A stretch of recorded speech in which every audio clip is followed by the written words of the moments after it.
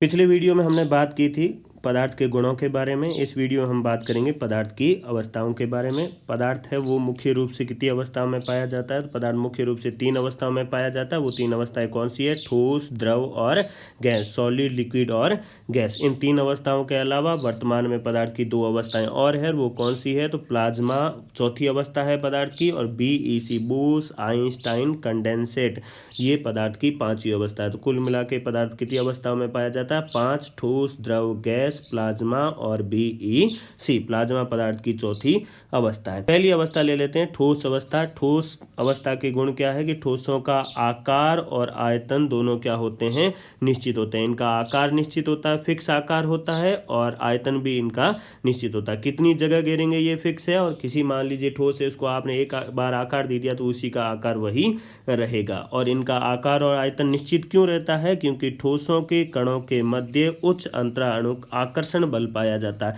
एक ठोस का कण है वो दूसरे ठोस के कण को बहुत ही टाइट पकड़ कर रखता है। ऐसा कह सकते हैं कि 2 आदमी गले मिले हुए हैं और एक दूसरे को मजबूती से पकड़ के रखे हुए हैं। तो इतना आकर्षण बल पाया जाता है ठोसों के कणों के मध्य, और आकर्षण बल के कारण ही इनका आकार और आयतन क्या होता है? निश्चित होता है। ठोसों के कणों के मध्य अंतराकोशीय अवकाश कम होता है। क्योंकि ठोस के कण बहुत ही पास पास होते हैं, तो पास पास होने के कारण इनके कणों के मध्य जो दूरी होती है, ये जो बीच की जगह होती है, इन बीच की जगह को कहा जाता है अंतराकोशीय अवकाश। ये यहाँ पर भी देख सकिए, ये जो बीच का अवकाश है, इन अवकाश को, इस खाली जगह को अंतराकोशीय अवकाश कहा जाता है, और ये अवकाश बहुत ही कम होता है। ठोसों का घनत्व सर्वाधिक होता है। पिछले वीडियो में हमने पढ़ा था कि घनत्व क्या है? किसी भी एकांक आयतन में किसी पदार्थ का जितना द्रव्यमान होता है उसे हम क्या कहते हैं? घनत्व कहते हैं। यानी कि हम कह सकते हैं कि घनत्व बराबर होता है द्रव्यमान बटे आयतन। घनत्व बराबर क्या होता है? तो घनत्व बराबर हम ये कह सकते हैं, घनत्व बराबर होता है द्रव्यमान बटे आयतन। द्रव्यमान बटे आयतन। तो एक चीज हमेशा ध्यान रखना कि घनत्व और आयतन एक दूसरे के उल्टे होते हैं। अगर आयतन बढ़ेगा तो घनत्व घटेगा, और अगर आयतन घटेगा तो घनत्व बढ़ेगा। उल्टे क्यों? क्योंकि ये भाग में है, और भाग में है तो अगर इस नीचे वाली संख्या यानी कि इस आयतन का मान जितना आप बढ़ाते जाओगे, घनत्व की वैल्यू उतनी ही क्या होती जाएगी? कम होती जाएगी। फिर ठोसों में संपीड़ितता नगण्य होती है। अगर आप ठोसों को दबाओगे, चूंकि ठोस है, उनके कण वैसे ही पास पास रहते हैं, तो अगर आप उनके ऊपर बल लगाकर, उनके ऊपर दाब लगाकर उन्हें संपीड़ित करना चाहोगे तो संपीड़ित नहीं होंगे, अर्थात इनकी संपीड़ितता नगण्य होती है। ज्यादा दाब लगाने पर ये टूट जाएंगे। ठोसों में विसरण का गुण है वो नहीं पाया जाता, विसरण नगण्य होता है। अगर आप ठोस है उसको कहीं पर रख दोगे तो वो ठोस अपने आप दूसरे किसी पदार्थ के साथ मिलेगा नहीं, मिक्स नहीं होगा, अर्थात इनमें विसरण है वो नहीं पाया जाता। ठोस के कण है वो अपनी जगह पर ही क्या करते रहते हैं? कंपन करते रहते हैं। इनकी गतिज ऊर्जा है वो लगभग शून्य होती है। ये अपनी जगह पर ही क्या करते रहते हैं? कंपन करते रहते हैं। ठोसों में ऊष्मा का संचरण है वो कौन सी विधि द्वारा होता है? तो ऊष्मा का संचरण है वो चालन विधि द्वारा होता है। चालन का मतलब है कि आप सबसे नीचे वाले जो ठोस के पार्टिकल कण है, इसको आप ऊष्मा प्रदान करोगे तो ये ऊष्मा लेकर अपने पड़ोसी को दे देगा, पड़ोसी अपने पड़ोसी को, ऐसे ये ऊष्मा को ट्रांसफर करते जाएंगे और लास्ट कण तक ऊष्मा है वो पहुंच जाएगी। तो ये विधि कौन सी कहलाती है? चालन। ठोसों में ऊष्मा का संचरण चालन विधि द्वारा होता है। कुछ ठोसों के उदाहरण हो जाएंगे, लकड़ी, पत्थर, प्लास्टिक, पेन, पेंसिल, कंप्यूटर, ये कुछ ठोसों के एग्जाम्पल। हमने अभी पढ़ा था कि ठोस है उनका आकार और आयतन दोनों क्या होता है? निश्चित। लेकिन जो रबर बैंड है, ये जो रबर बैंड है, इस रबर बैंड पर जब हम बल लगाते हैं तो इसका आकार है वो बदल जाता है। लेकिन जैसे ही ये बल है वो वापस हटाते हैं तो ये अपने मूल आकार में क्या हो जाता है? वापस लौट आता है। और अगर आप इसको ज़्यादा बल लगाओगे, यानी कि ज़्यादा इसको खींचोगे, तो खींचने पर, ये ज़्यादा खींचने पर क्या हो जाएगा? टूट जाएगा। और इसका मतलब ये कह सकते हैं कि ये भी क्या कैसा है, कठोर और निश्चित आकार का है, इसीलिए रबर बैंड भी एक क्या है, ठोस है। इसी तरह स्पंज है, स्पंज को जब हम दबाते हैं तो ये दब जाती है, जबकि हमने ठोसों के गुणों में पढ़ा था कि ठोस है उनको संपीड़ित नहीं किया जा सकता, लेकिन जब स्पंज है इसको दबाते हैं तो ये दब जाती है, संपीड़ित हो जाती है।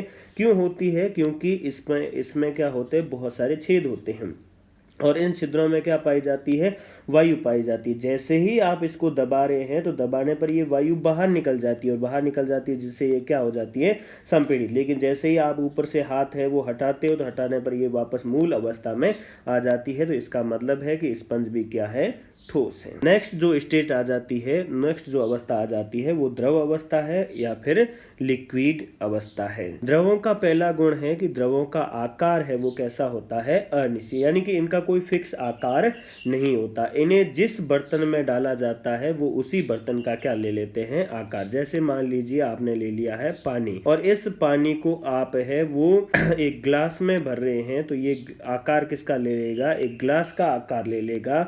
अगर इस पानी को आप है वो बोतल के अंदर भर दोगे तो ये पानी किसका आकार ले लेगा, बोतल का आकार ले लेगा। यानी कि जिस बर्तन में जिसको डाला जाता है ये उसी बर्तन का आकार ले लेता है। लेकिन द्रवों का आयतन है वो क्या होता है, फिक्स होता है, निश्चित होता है।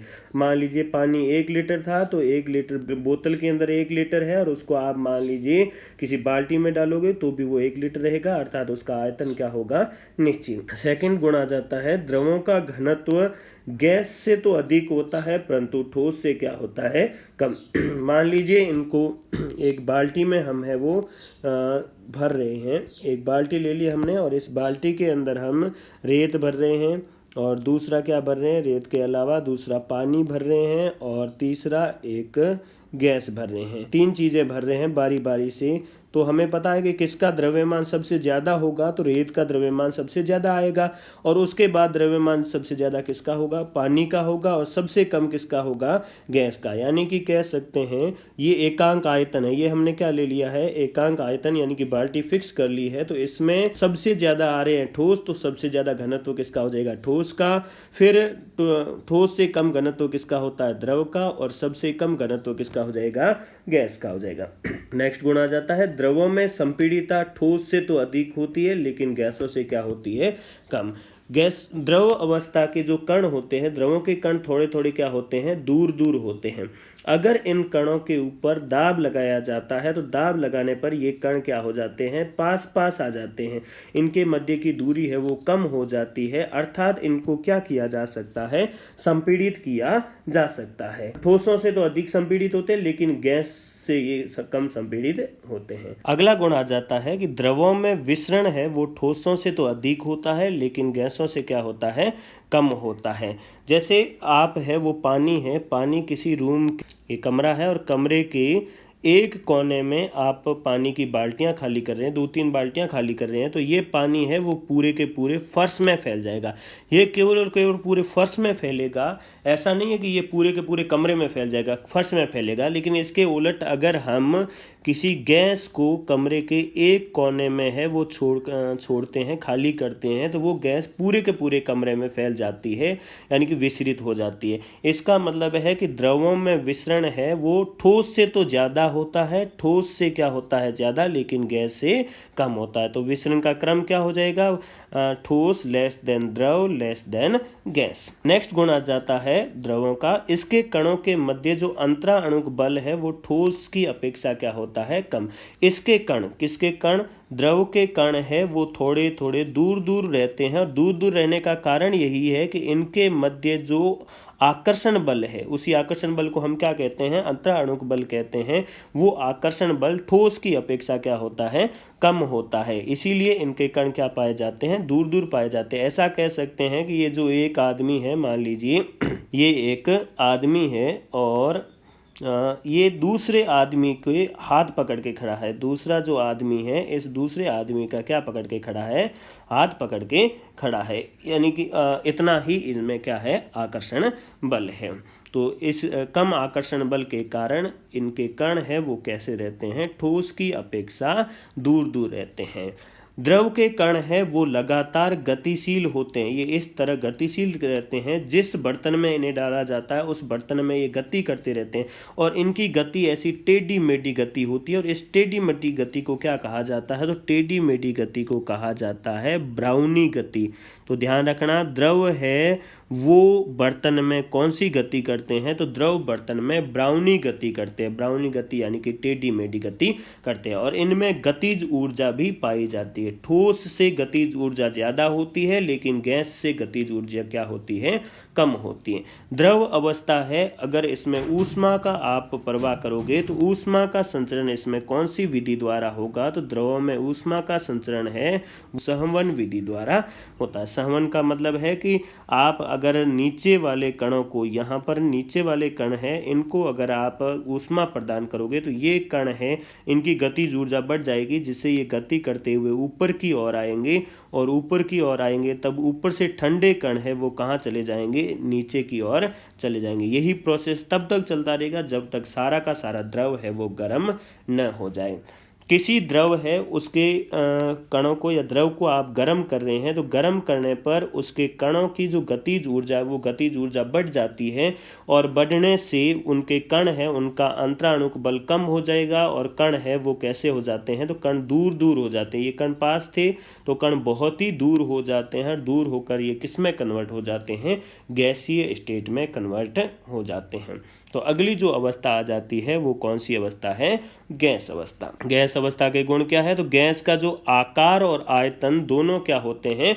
अनिश्चित होते हैं। ये पात्र के अनुसार आकार व आयतन ले लेती। जिस पात्र में रखा जाता है उस पूरे के पूरे पात्र का ये आकार ले लेगी। कमरे में रखोगे तो पूरे कमरे का आकार ले लेगी, अगर हॉल में रखोगे तो पूरे हॉल का आकार ले लेगी। जिस बर्तन में डाला जाता है उसी बर्तन का आकार ले लेगी। तो इनका न तो कोई आकार होता है और न ही कोई आयतन होता। अगर अब अड़ोस पड़ोस आपके, वैसे तो आपको गैस है वो दिखाई नहीं देती, नॉर्मली गैस है उसको हम देख नहीं पाते, और मान लीजिए आपके यहाँ अड़ोस पड़ोस ऑक्सीजन गैस है तो आप ये नहीं कह सकते कि ऑक्सीजन का आकार वैसा है, किसी तरबूज जैसा है या फिर उसके जैसा है। ऑक्सीजन का कोई आकार है वो फिक्स नहीं है और न ही इसका आयतन फिक्स है। फिर गैसों का घनत्व न्यूनतम होता है। एकांक आयतन में अगर गैस का द्रव्यमान निकाले तो ठोस और द्रव की तुलना में सबसे कम घनत्व किसका होगा? गैस का। और गैस में संपीड़ितता सर्वाधिक होती है। चूँकि गैस के कण है वो बहुत ही दूर दूर होते हैं। ये कण देख लो, बहुत ही कण दूर दूर है और कण दूर दूर होने के कारण अगर आप इनको दबाएंगे, इनके ऊपर दाब अप्लाई करेंगे तो ये कण क्या हो जाएंगे? ये कण पास पास आ जाएंगी और पास पास आकर ये द्रव में भी कन्वर्ट हो जाते हैं, अर्थात इनको सबसे ज़्यादा संपीड़ित किया जा सकता है। बल व दाब को बढ़ाकर इन्हें द्रव अवस्था में भी बदला जा सकता है। गैस है, गैस के ऊपर दाब है, दाब अप्लाई करके आप उसको कन्वर्ट कर सकते हैं लिक्विड में, यानी कि द्रव अवस्था में कन्वर्ट कर सकते हैं। जैसे एलपीजी जो सिलेंडर में आती है वो किस अवस्था में आती है? तो वो द्रव अवस्था में आती है, लेकिन ये है एक गैस। ये गैस है, इसके ऊपर दाब अप्लाई किया और दाब अप्लाई करके, प्रेशर अप्लाई करके इसको किस में कन्वर्ट कर दिया? द्रव में। जैसे ही हम इसके ऊपर से प्रेशर हटाते हैं ये वापस गैस में बदल जाती है, तो इसको लिक्विफाइड पेट्रोलियम गैस कहा जाता है। गैसों में विसरण सबसे अधिक होता है, यह शीघ्रतापूर्वक सभी जगह फैल जाती है। एक कमरे में किसी एक कोने में आपने है वो इत्र है, इत्र की बोतल खुली छोड़ दी है या फिर आपने स्प्रे लगाया है तो उसकी जो सुगंध है वो पूरे कमरे में फैल जाएगी। क्यों फैल जाएगी? क्योंकि गैस है, इस गैस में विसरण है वो सर्वाधिक होता है और ये बहुत ही जल्दी फैल जाती है। इसी कारण तो भोपाल गैस त्रासदी थी, उसमें मिक गैस का रिसा हुआ था, मिथाइल आइसोसाइनाइड का रिसा हुआ था और ये तेजी से विसरित हो गई थी। गैस के कण दूर दूर होते हैं क्योंकि इनके कणों के मध्य अंतराणुक बल नगण्य होता है। गैस के कण बहुत ही दूर दूर पाए जाते हैं। दूर दूर होने का कारण ये है कि इनके बीच में जो अंतराणुक बल है वो कैसा होता है? नगण्य होता है। कुछ गैसों का एग्जाम्पल हो जाएगा oxygen, nitrogen, organ, LPG. LPG की फुल फॉर्म होती है लिक्विफाइड पेट्रोलियम गैस और सीएनजी की फुल फॉर्म हो जाएगी कंप्रेस्ड नेचुरल गैस। और एक चीज़ और ध्यान रखना, एनटीपी मतलब नॉर्मल टेम्परेचर एंड प्रेशर, सामान्य ताप और दाब पर एक मोल गैस का जो आयतन है वो आयतन कितना होता है, 22.4 लीटर। ये फिक्स रहता है, कोई भी गैस ले लोगे उस गैस के एक मोल, चाहे आप ऑक्सीजन लोगे, चाहे आप नाइट्रोजन लोगे, चाहे आप ऑर्गन लोगे, आपको ध्यान ये रखना है कि टेम्परेचर सामान्य ताप और दाब होना चाहिए, उस पर एक मोल गैस कोई भी लोगे तो उसका आयतन हमेशा क्या होगा, 22.4 लीटर होगा। नेक्स्ट आ जाता है गैसीय दाब। तो गैस के जो कण है, गैसीय अवस्था में कणों की गति अनियमित और अत्यधिक तीव्र होती है। गैस के जो कण है वो बहुत ही तेज गति करते हैं। क्यों? क्योंकि इनकी गतिज ऊर्जा है वो क्या होती है, ज़्यादा होती है। गतिज ऊर्जा बहुत ही ज़्यादा होने के कारण ये तेज़ी से गति करते हैं। और उनकी गति भी कौन सी होती है, तो गैसों की भी गति होती है, उसको भी हम कौन सी गति कहते हैं, ब्राउनी गति कहते हैं। ब्राउनी गति का मतलब है कि ऐसे पूरे के पूरे पात्र में ऐसे टेढ़ी मेढ़ी गति करते हैं, उस गति को क्या कहा जाता है, ब्राउनी गति कहा जाता है। तो गतिज ऊर्जा ज़्यादा है और ये ब्राउनी गति करते हैं, जिसके कारण ये कण आपस में एवं पात्र की दीवारों से भी टकराते हैं। तो ये कण आपस में भी बहुत टकराते हैं। दूसरा, ये जिस बर्तन में रखे जाते हैं उसकी दीवारों से भी टकराते हैं।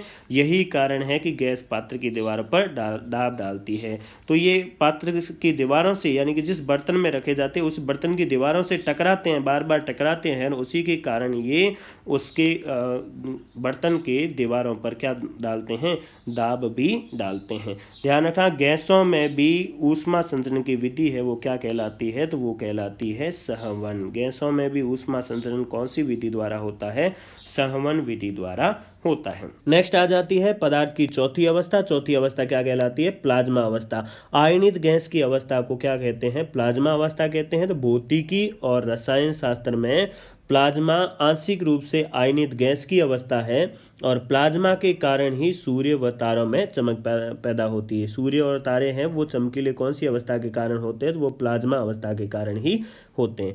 प्लाज्मा पदार्थ की चौथी अवस्था है। पदार्थ की फोर्थ स्टेज है वो कौन सी है, प्लाज्मा है। प्लाज्मा के एग्जाम्पल क्या हो जाएंगे, तो CFL बल्ब है, उसमें प्लाज्मा अवस्था होती है। नियॉन बल्ब में होती है, प्लाज्मा लैंप, प्लाज्मा टीवी। इसके अलावा जो बिजली चमकती है उसमें भी, या फिर जो सूर्य विकिरण है उसमें, या फ्लोरोसेंट लाइट है उसमें, या जब न्यूक्लियर विस्फोट होता है और उसकी आग निकलती है उसमें, या फिर ऑरोरा में। ऑरोरा है ये भी प्लाज्मा अवस्था है। ऑरोरा क्या है, तो जो ध्रुवीय इलाके हैं, पृथ्वी के ध्रुवीय इलाके हैं, उस ध्रुवीय इलाकों में आकाश में नीले रंग की कुछ लाइटनिंग होती है, चमक होती है नीले रंग की, आयनित गैस की अवस्था होती है, इसको ऑरोरा कहते हैं। तो ये हो जाएगी पदार्थ की चौथी अवस्था, प्लाज्मा अवस्था। नेक्स्ट आ जाती है पांचवी अवस्था, वो है BEC, Bose Einstein condensate.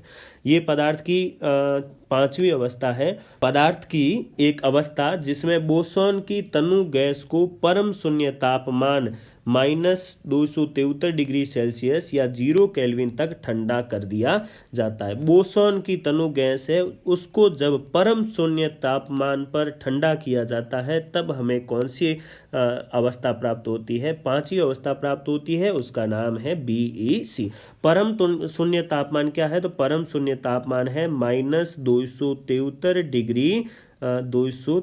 Degree Celsius, या फिर ये कितने में होता है, ये 0 केल्विन में होता है। -273 डिग्री सेल्सियस या 0 केल्विन, इससे नीचे कभी तापमान नहीं हो सकता। यानी कि 0 केल्विन है तो केल्विन कभी माइनस में नहीं होता, -5 केल्विन नहीं हो सकता, या -8 केल्विन है वो कभी भी नहीं हो सकता। यानी कि ये परम शून्य तापमान है -273 डिग्री सेल्सियस। तापमान मापने की इकाई क्या है, तो सेल्सियस एक तापमान मापने की इकाई है, उसी तरह केल्विन भी इकाई है, फ़ारेनहाइट, डिग्री फ़ारेनहाइट भी इकाई होती है, और एक और इकाई है वो है डिग्री रोमर। ये 4 इकाइयाँ हैं जिसमें से ज़्यादा यूज कौन सी की जाती है, केल्विन और सेल्सियस। केल्विन है वो टेम्परेचर या तापमान की SI यूनिट है, SI इकाई है। तो सामान्य वायु के घनत्व के 1,00,000वें भाग जितने कम घनत्व वाली गैस बोसॉन को बहुत ही कम तापमान पर ठंडा करने पर क्या प्राप्त होता है, BeC। बोसॉन गैस कौन सी होती है, तो जो सामान्य वायु है उसका जो घनत्व होता है उसके 1,00,000वें भाग जितने कम घनत्व वाली गैस है वो बोसॉन गैस है। अब ये जो BeC 5वीं अवस्था है, इस अवस्था की भविष्यवाणी भारत के एक साइंटिस्ट थे सत्येंद्र नाथ बोस और दूसरे एक और थे जिनका नाम है आइंस्टाइन और सत्येंद्र नाथ बोस, इन दोनों ने मिलकर इस अवस्था की भविष्यवाणी की थी। उन्होंने कहा था कि भविष्य में ये पदार्थ की 5वीं अवस्था खोजी जाएगी और सन 2001 में दो साइंटिस्ट थे, एक तो था कैटरले और दूसरा था वेमैन। इन्होंने इस पदार्थ की 5वीं अवस्था की खोज कर दी और 5वीं अवस्था कौन सी होगी, BeC। तो ये होगी आपकी पदार्थ की 500 अवस्थाएं, ठोस, द्रव, गैस, प्लाज्मा और BeC।